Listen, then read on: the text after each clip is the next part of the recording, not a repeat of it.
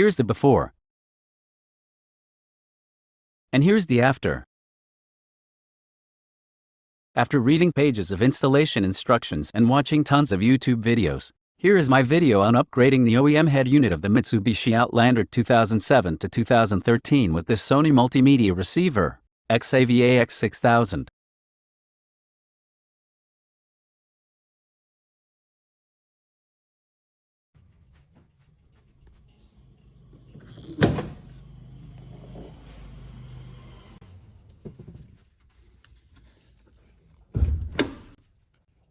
I will miss this, but it's time to upgrade with a new tech.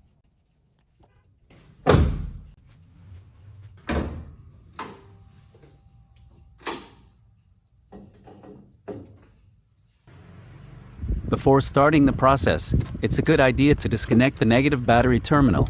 It could prevent all accidental short circuits. Now, let's disassemble the dash. Unclip and remove the vents from the right and left sides of the factory radio panel. Remove the screw securing the radio trim panel. Then unclip and remove the panel. Remove the screw securing the radio chassis. Then unplug.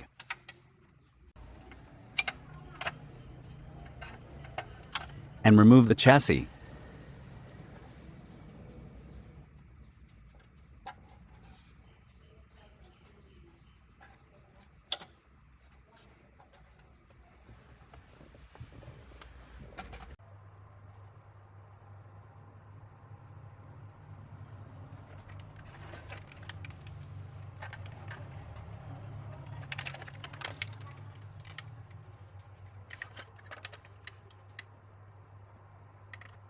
The next step is to remove Phillips screws, switch assembly, labels, and clips from the radio trim panel.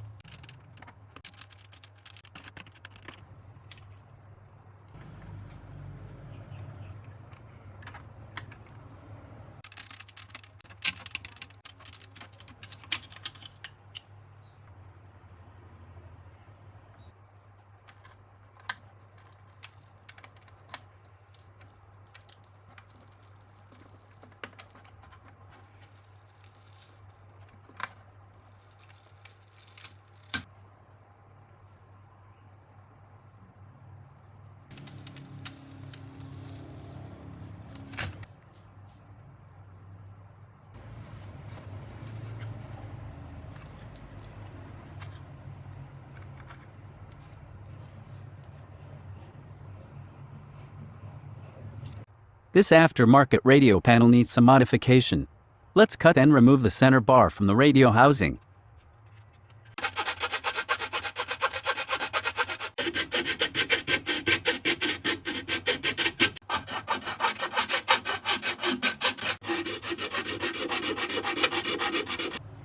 Next, install the factory hardware removed previously to the Metro radio panel.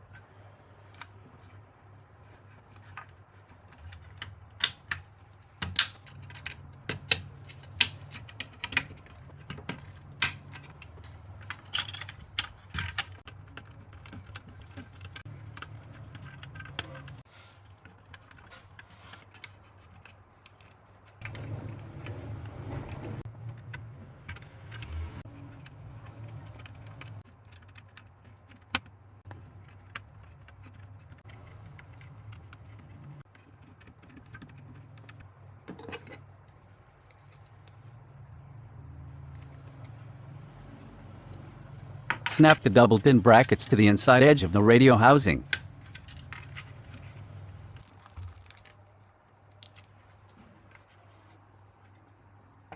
Slide the double-tin multimedia into the radio housing assembly, then secure it to the assembly using the screw supplied with the units.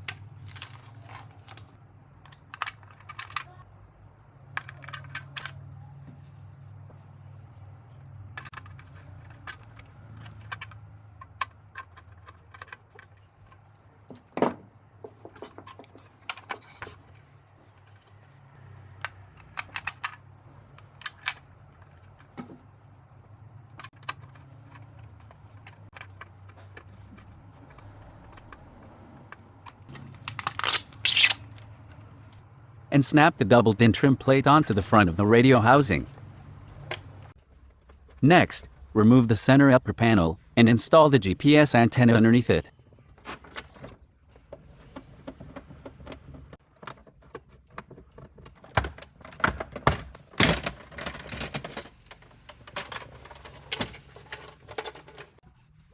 Clean the attachment surface. Remove the tape from the metal plate. Then attach it to the surface. Remove the tape from the GPS antenna. Then attach it to the metal plate.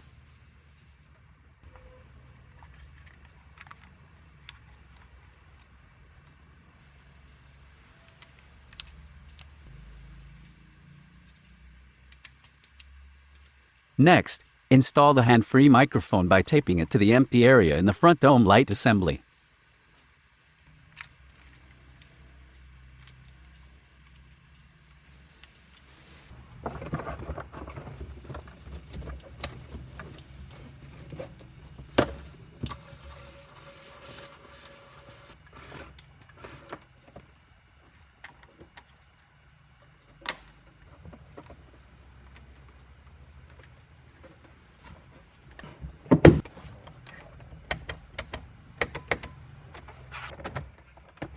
Then route the cable to the dash.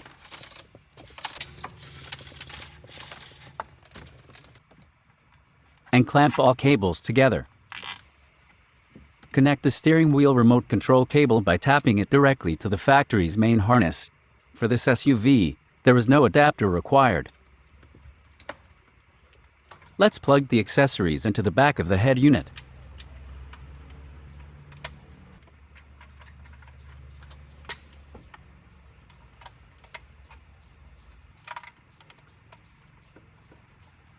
Put back the upper center panel.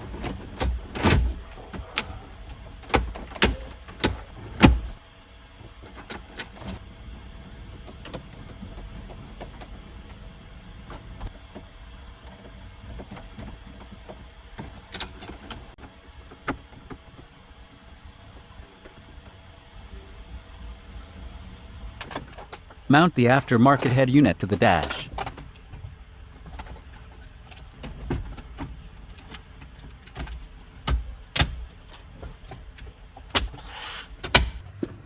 Connect back the negative battery terminal. And turn the ignition switch to ACC. Whoa! It boots up.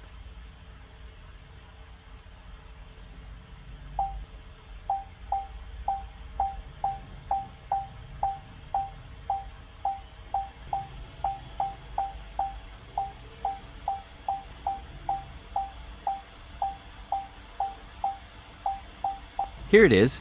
Let's go to steering wheel settings and set the function of the steering wheel buttons.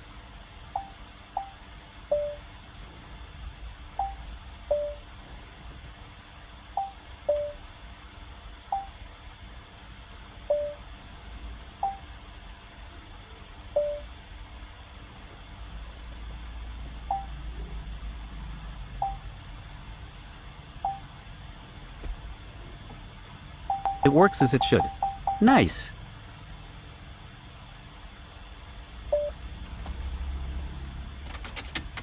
Let's install the remaining hardware and see the final result together.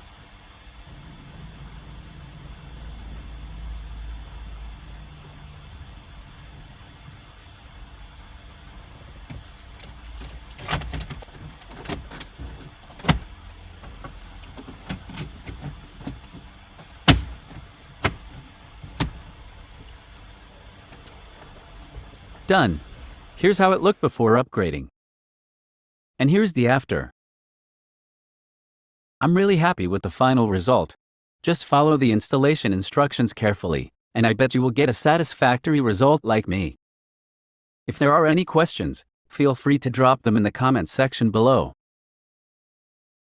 For more info, please check the description. I hope you have a great day. Bye.